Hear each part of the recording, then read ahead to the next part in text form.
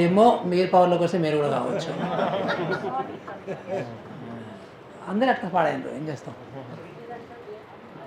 So చాలా పెద్ద number ఇది కదా, 20 లక్షల మంది. ఇప్పుడు మనకి ఈ రైతులకు సంబంధించి చూస్తే నాకు 4 రకాల పొలాలకు సంబంధించి, అంటే వ్యవసాయానికి సంబంధించి కనబడుతున్నారు. ఫస్ట్ ఏమో రైతులు కాని రైతులు, అంటే వాళ్ళు వ్యవసాయం చేయరు, భూమి యజమానులు పెద్ద పెద్ద వాళ్ళంతా. అందులో ఐపీఎస్ ఆఫీసర్లు ఉన్నారు, ఐఏఎస్ ఆఫీసర్లు ఉన్నారు, సినిమా హీరోలు ఉన్నారు, రాజకీయ నాయకులు ఉన్నారు, మంత్రులు ఉన్నారు, అందరు ఉన్నారు. భూ యజమానులు వాళ్ళు అసలు మట్టి వాసన కూడా తెలియదు వాళ్ళకి. కొంచెం మట్టి వాసన ఉండే రైతులు కూడా ఉన్నారు. వాళ్ళు కొంచెం నయం, వాళ్ళు కూడా వల్నరబులే, బట్ కొంతమేర నయం. ఇంకొక వల్నరబుల్ పెద్దది మీరు కౌలు రైతులు. దాని కింద ఇంకొకటి ఉంది, ఎవరు వాళ్ళు? రైతు కూలీలు. వాళ్ళది ఇంకా కిందికి వాళ్ళది, మీకంటే ఇంకొక మెట్టు తక్కువ కదా. సో మరి ఈ ప్రభుత్వాలేమో ఇక పై వాళ్ళకి ఫస్ట్ ప్రయారిటీ ఇస్తుంది. అంటే భూమి యజమానులకి ఇందాక చెప్పారు కదా, ఎవరైతే డజన్ల కొద్ది ఎకరాలు ఉన్నాయో, ఎవరికైతే డబ్బు ఎక్కువై భూమి కొనుక్కున్న వాళ్ళో, సో ఫస్ట్ వాళ్ళ పక్షాన ఉంటుంది. ఎంతో ఇంతో ఇక రైతులు అంటే కొంచెం ఎమోషనల్గా టచ్ ఉంటుంది కాబట్టి సో కొంతమేరకి వాళ్ళ పక్షాన ఉంటుంది. కౌలు రైతులు కింద రైతు కూలీలను మాత్రం అసలు కేర్ చేయటం లేదు. ఇది చాలా క్లియర్గా ఉంది. సో మరి అందరికేమో తెలుసు ఏంటంటే పోరాడితేనే వస్తాయి ఇవి, కానీ ఎవరు పోరాడాలనే దాని మీద ప్రాబ్లం ఉంది. సో బయటికి రావాలంటే ప్రాబ్లం ఉంది, సో రోడ్ల మీదకి రావాలంటే ప్రాబ్లం ఉంది. కానీ రోడ్ల మీదకి రాకపోతే జరగదు. మొన్నటికి మొన్న జంతర్ మంతర్లో ఆ పిల్లలు రోడ్డు మీదకి వచ్చిండ్రు కాబట్టి అంతో ఇంతో కొంచెం అకౌంటబిలిటీ అన్నా కానీ సాధించుకున్నారు గవర్నమెంట్ మీద పడేసి, అంటే ఆ మంత్రి గారితో రాజీనామా చేయించింది కదా.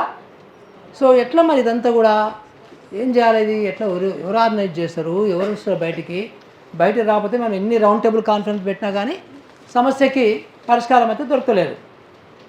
సో ఇది కొంచెం ఆలోచన చేయాలి. ఇది ఎంత దరిద్రం అంటే గ్యారంటీలు పెద్ద పెద్దోళ్ళు, రాహుల్ గాంధీ లాంటి వాళ్ళు గ్యారంటీ ఇచ్చిండ్రు.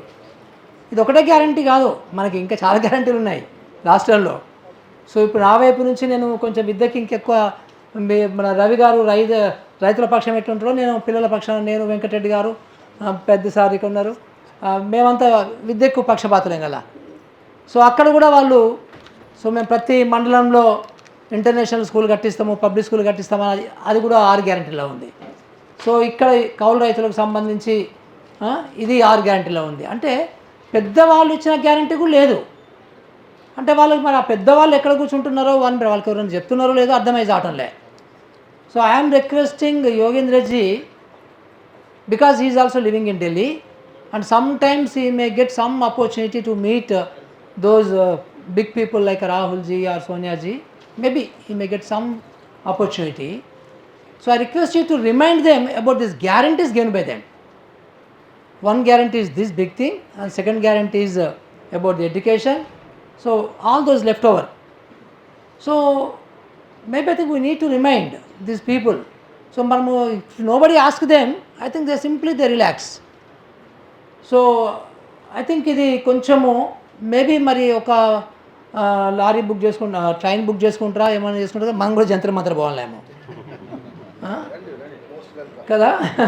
అంటే ఎప్పుడు పాపం పంజాబ్ ఫార్మర్సే పోవాలా, సో తెలంగాణ ఫార్మర్స్ పోరా కదా. So exclusive Telangana farmers 6 guarantees మామూలుగానేమో బీజేపీ గవర్నమెంట్ మీద జంతర్ మంతర్ అవుతుంది. సో ఈసారి రాహుల్ గాంధీ గారి మీద జంతర్ మంతర్ పోవాలి మనం. So because he is also part of the Telangana government, because he made promises and he just living in Delhi, is not coming to Hyderabad and is not talking all these things. Is not correct కదా. ఎవరిని నమ్మాలి మరి ఇప్పుడు ఇంకా?